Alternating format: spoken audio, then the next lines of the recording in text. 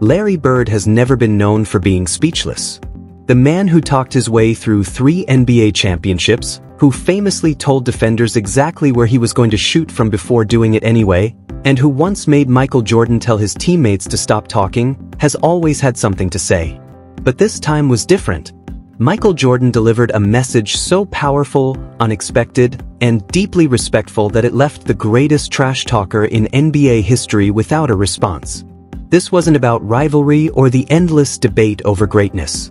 It was one legend paying tribute to another, creating a moment the basketball world will never forget.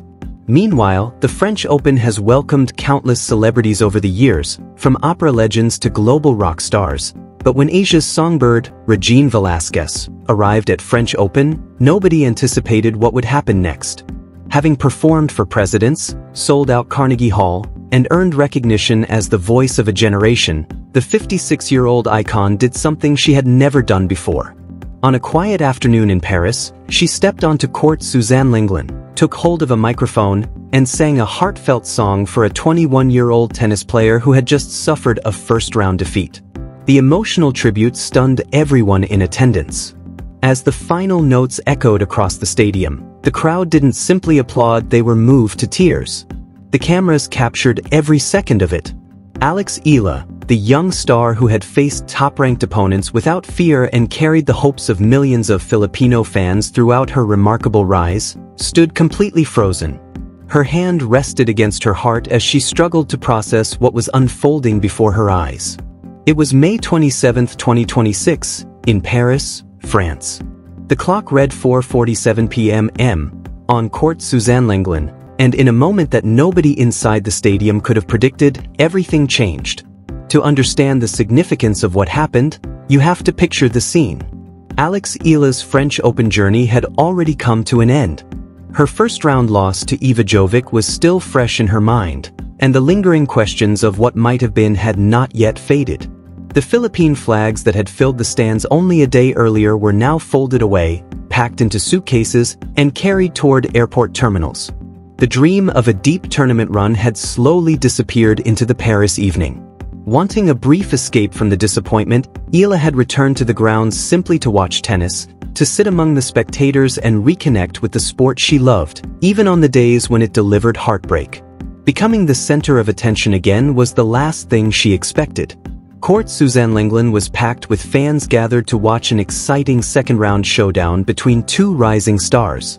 The atmosphere buzzed with anticipation as flags waved throughout the crowd and every point drew a roar from the stands. Eala sat quietly in the player's box with her mother by her side and her coaches a few rows behind. Dressed in a simple white hoodie, her hair tied back and her face free of makeup, she was doing everything possible to blend into the background. For the first time in days, she wanted nothing more than to be just another fan in the crowd. Then the music began. It wasn't the familiar sound of a stadium anthem or a pre-recorded tune echoing through the speakers. This was something different, something intimate, powerful, and impossible to ignore. A voice rose from the center of the court, clear and unmistakable, carrying across every corner of the stadium. The opening notes instantly captured everyone's attention. Fans stopped talking. Phones were lifted into the air. Even the match itself seemed to pause as players and spectators turned toward the source of the sound in confusion and amazement. Standing near the baseline with a microphone in her hand was Regine Velasquez. Asia's songbird had arrived at Roland Garros. The legendary performer, who had spent decades captivating audiences around the world, had sung for presidents, filled prestigious concert halls, and become one of the most celebrated voices of her generation. Millions had watched her perform during some of the most memorable moments in Filipino history. Yet despite all of her accomplishments, she had never done anything quite like this. She had never stepped onto a tennis court to honor a young athlete who had just experienced the disappointment of a first-round Grand Slam defeat. As her voice echoed through the stadium, a remarkable silence settled over the crowd. Thousands of spectators listened in complete stillness.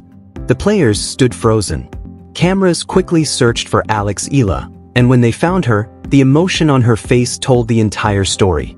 Her hand flew to her mouth as tears gathered in her eyes. She appeared overwhelmed, struggling to comprehend what was happening. What had begun as an ordinary afternoon at Roland Garros had transformed into a deeply personal tribute, one dedicated to her perseverance, her courage, and the inspiration she had become to so many people. When the final note faded into the Paris air, the stadium erupted. Thunderous applause rolled through Court Suzanne Lenglen as fans rose to their feet. Yet the performance itself was only the beginning. Regine Velasquez lowered the microphone and turned her attention toward the player's box. With purpose in her step and emotion in her eyes, she began walking directly toward the young tennis star who had become a symbol of pride and hope for millions of Filipinos around the world. "Alex," she said, her voice gentle yet strong enough to carry through the silent stadium. "This is for you. Not because you won, but because you fought. Because you never gave up. Because you reminded all of us that losing a match does not make you a loser." Then she extended her hand toward the young tennis star. For a brief moment, time seemed to stand still. The cameras captured every second as Regine Velasquez, the voice of a generation, stood on the famous red clay of Roland Garros, reaching out to a player whose tournament journey had ended far sooner than she had hoped. It was an image that would soon spread across social media and television screens around the world. Alex Eala slowly rose from her seat. Her legs trembled, and tears filled her eyes as she reached forward and took Regine's hand. Overcome with emotion, she struggled to find the words. "I don't know what to say," she whispered. Regine smiled warmly. "You don't have to say anything," she replied. "Just keep fighting. Keep being yourself. The rest will take care of itself." Moments later, she pulled Alex into a heartfelt embrace. The crowd erupted into cheers. Flags waved throughout the stands, and chants of support echoed across Court Suzanne Lenglen. The applause was not for a championship victory or a historic upset. It was for resilience, courage, and a young athlete who refused to let defeat define her. Although the moment lasted only a few seconds, its impact would endure far longer. The footage spread rapidly, shared millions of times by fans who saw more than a simple exchange between a singer and an athlete. They saw a reminder that character matters just as much as results, and that perseverance can inspire people even in defeat. The following morning, on May 28, 2026, at around 10 a.m., the spotlight was gone. In a quiet cafe near Roland Garros, Alex Eala sat across from Regine Velasquez. The two Filipinas had never met before that week, yet they already shared a connection that felt deeper than friendship. The breakfast crowd had long since departed, leaving the cafe peaceful and nearly empty. The owner, a Filipino expatriate who instantly recognized both women, had graciously reserved a private room for them and insisted that their meal was on the house. Plates of traditional Filipino breakfast dishes and cups of steaming coffee soon arrived at the table. Then, respecting the significance of the moment, he quietly stepped away, leaving them alone to talk, reflect, and share stories far from the cameras that had captured the unforgettable scene just hours earlier. Alex Eala had barely slept. The disappointment of her loss still lingered, and the endless stream of what-ifs continued to replay in her mind. Yet as she sat across from Regine Velasquez, the woman whose voice had accompanied so many moments of her childhood, she felt a sense of comfort beginning to replace the weight she had been carrying. The atmosphere was quiet and intimate, far removed from the noise of the tennis courts and the attention of the cameras. "Thank you," Alex said softly. "For coming. For singing. For making me feel like I hadn't failed." Regine smiled and reached across the table, gently taking Alex's hand. "You didn't fail, Alex," she replied. "You lost a tennis match. That's not failure. Failure is giving up, and you've never done that. That's exactly why I came." For a moment, Regine's gaze drifted away as she reflected on her own journey. "I've been where you are," she continued. "Not on a tennis court, but in my career. I've released albums that didn't perform the way I hoped. I've had shows that weren't my best. I've listened to critics say my time was over. There were moments when I wanted to walk away from it all. But I didn't, because quitting would have been failure. Losing, struggling, making mistakes, that's just part of the journey." Alex listened carefully, absorbing every word. "How did you keep going?" she asked. Regine leaned back and smiled. "I remembered why I started. I remembered the love I had for what I do, the joy it gave me, and the people who believed in me when I couldn't always believe in myself. That's exactly what you need to remember. Think about the fans waving flags for you. Think about the people who follow every match, every victory, every setback. They're not supporting you simply because of results. They're supporting you because of your heart, your effort, and your willingness to keep fighting. Alex lowered her eyes for a moment before speaking again. Her voice was barely above a whisper. "I'm scared, Tita Regine," she admitted. "I'm scared that I'll never win a Grand Slam. I'm scared that I'll always be remembered as the player who came close but never quite got there." The confession hung in the air between them. It was not the fear of losing a single match.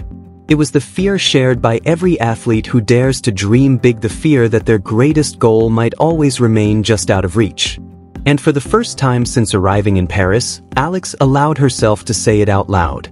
Regine listened carefully before offering an answer that Alex would never forget.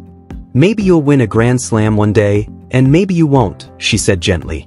"But that's not what matters most. What matters is that you keep showing up, that you keep fighting, that you continue inspiring the millions of people who see a part of themselves in your journey." She squeezed Alex's hand and smiled. That's the Alex Eala effect. It's not about winning every match. It's about courage, perseverance, and refusing to quit. You're already a champion in that regard. Their breakfast stretched on for nearly 2 hours. They talked about music, tennis, family, dreams, and the shared experiences that come with representing the Philippines on an international stage. Regine shared stories from the early years of her career, the setbacks, the doubts, the disappointments, and the moments when she questioned whether she should continue. Alex listened intently, absorbing every lesson and every memory. What began as a simple breakfast gradually became a conversation about resilience, purpose, and the responsibility that comes with inspiring others. When it was finally time to leave, Regine reached into her bag and handed Alex a small box. "This is for you," she said.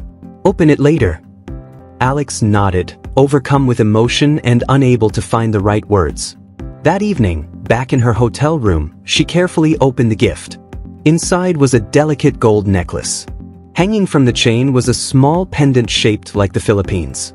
It was elegant in its simplicity, but what caught her attention were the words engraved on the back in delicate script. "Laban, always. You are not alone." For several moments, Alex simply stared at the necklace. Then she placed it around her neck.